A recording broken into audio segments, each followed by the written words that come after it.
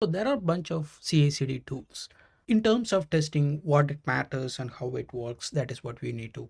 So the idea is this, right? The CI/CD, the entire idea of CI/CD, it's always including testing. You develop, you deploy, you test, and you immediately get a feedback. That is the whole idea of continuous integration and continuous development.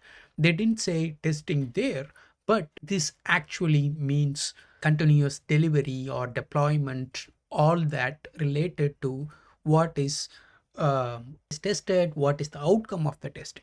So obviously, in CI/CD pipeline, you cannot do a manual testing flow. I mean, actually implemented it in the past.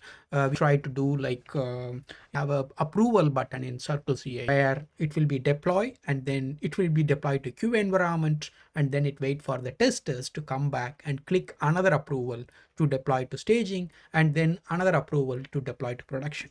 So that is pretty much possible with waiting for manual testers are coming back and do that. But the best practice, what we wanted to do as a best practice is it also changed in last 10 years. On the first, this is what happened. Initially we wanted to have like a test after deployment. So that means the unit test will be run, that is as usual from the service repository. In this way, a service repository product or a service is built and unit tests were run against the built product, and then it's deployed to queue environment. It automatically triggers the automation framework and then automation execute all these test cases and say, hey, deployment passed or deployment failed. This is what initially we started after this manual approval situation. Then that kind of hard because the deployment is successful. We only need like failed. So what we did is we kind of that into development completed, testing started, testing passed or failed. So testing passed or failed, we see the message if the testing is failed, and then we will look into what is failed.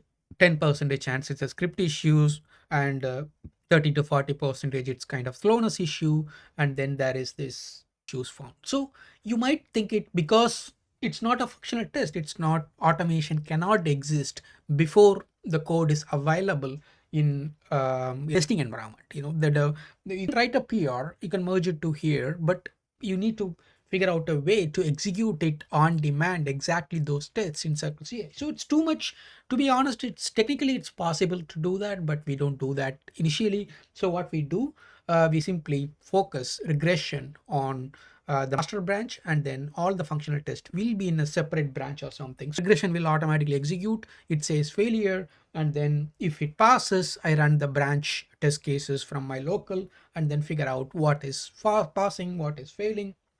Then this information is collected. So this is the idea. And then this is what we need to do. You need to first and foremost the basic expectation what you need to have for a CI. When you say my testing is integrated with CI/CD, the main initial step what you need is you need a command line to trigger exactly what tests you want. You'd be having 5,000 test cases, but for sanity, smoke, regression, we discussed it in the past videos, we will be having different sections and different group of test functions, different validations, stuff like that will be grouped. So you wanted to figure out a way to run these test or group of test, what we call it as test suite, different situations. So that is what you need to figure out. If that is runnable in command line, then everything else, like literally all the top CI/CD tools you are seeing here, all of them are available with you trigger something in command line tools. So why it is very important or why it is matters is exactly that. So when we are thinking about CI/CD tools, people might say, oh, I need to set up Jenkins, I need to set up Circle CI, I need to set up this or that. All of them actually means the same thing. It sets a trigger for a command line tools. It could be a programmatic code, it could be a API call, it could be anything. All of them should be executable from a command line. If the developer can run some command lines from his local, then he convert that into Circle CI. Because some of the local environment variables cannot be stored in Click, so we will be doing it into Circle CI configuration. Same thing to Circle CI or Jenkins or Travis or TeamCity or Zood, whatever it is. All that matters is your script or your code is executable from command line, that command line with the right environment variables set up in this config.